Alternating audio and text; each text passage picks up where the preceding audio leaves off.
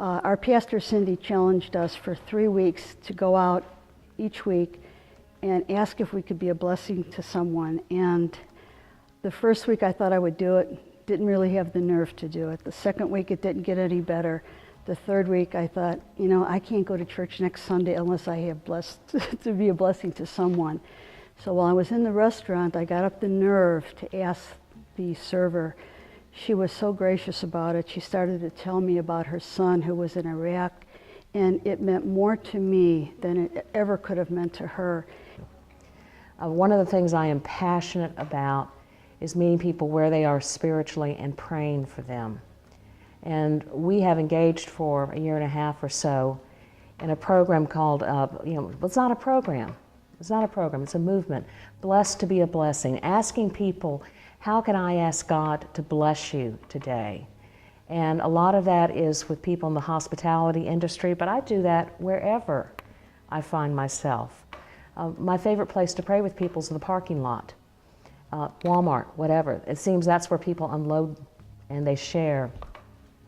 I was recently on sabbatical and traveling, and I met a woman who was just starting to share her life experiences with me. And at the end of that, I said, "May I pray with you?" And her eyes filled with tears, and she said, I can hardly even say it, she said, "No one's ever prayed for me before." I mean, she was in her 40s. No one's ever prayed with her before. So I prayed with her. And that has marked me. I'm more fed by that than perhaps she is. I was doing some more traveling and I ran across her again. And she said, "I was hoping you'd come to this conference." She said, I need to tell you what's going on in my life. And she was having some struggles. So again, I prayed with her.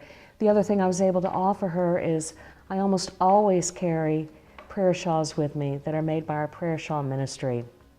Some of these are even just little remnants, pocket shawls. And I said, I want you to have one of these. You may not know it, but there's a community that has prayed into this shawl lots of love and care. And when you hold this, I want you to know that you are loved by God.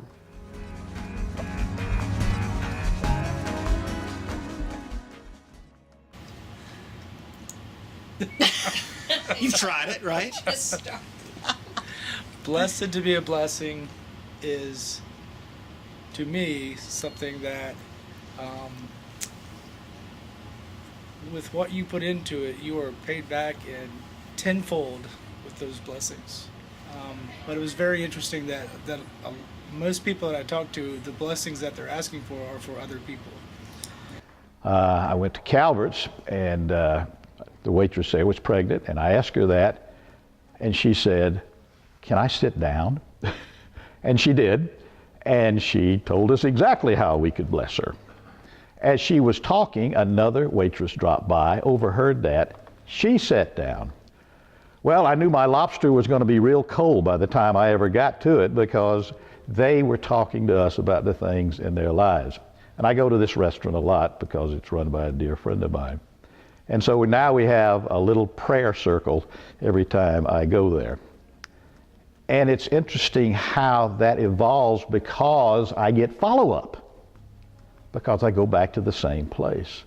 And that follow-up sometimes is right remarkable, in that those blessings seem to have had an effect that is tangible in these people's lives.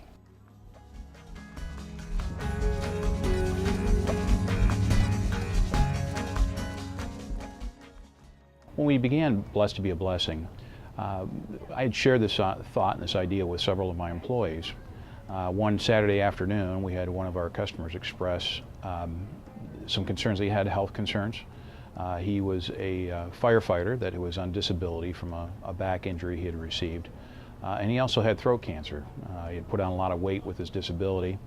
And he basically let it known that he was in need of prayer. Myself and one of the employees got together with him and his father and prayed for him. The throat cancer, he was not expected to survive his surgery. And with his back injury, even if he did, he would probably never be a firefighter again. So we stood right in the middle of the store, held hands and prayed in the building. About a year and a half later, a gentleman came into the store, again on a busy Saturday, and would track me down. He said, Larry, just want to let you know that you probably don't recognize me, but you prayed with me in the store about a year and a half ago as a firefighter. He goes, I just want to let you know what happened. He goes, God healed me. He goes, I survived the surgery. I'm cancer-free now. I've shed over 100 pounds, and I start my job back with the fire department this week. And additionally, and probably the most inspirational part of this for me anyways, was the fact that he said that this incident, people be willing to pray for him in public, total strangers that didn't know him, restored his faith in his fellow human being, but also in Christians as well. He's now a very active member of his church, and this story is a big part of his testimony, and he wanted to seek me out and thank me for praying with him. And I told him at that point that it's not about me, it's about God. All I did was pray, and that's what we do. And if you're reluctant to do it, it is hard when you start, but once you get going, God gives you the words to say. So go out there and do it. It's a wonderful experience.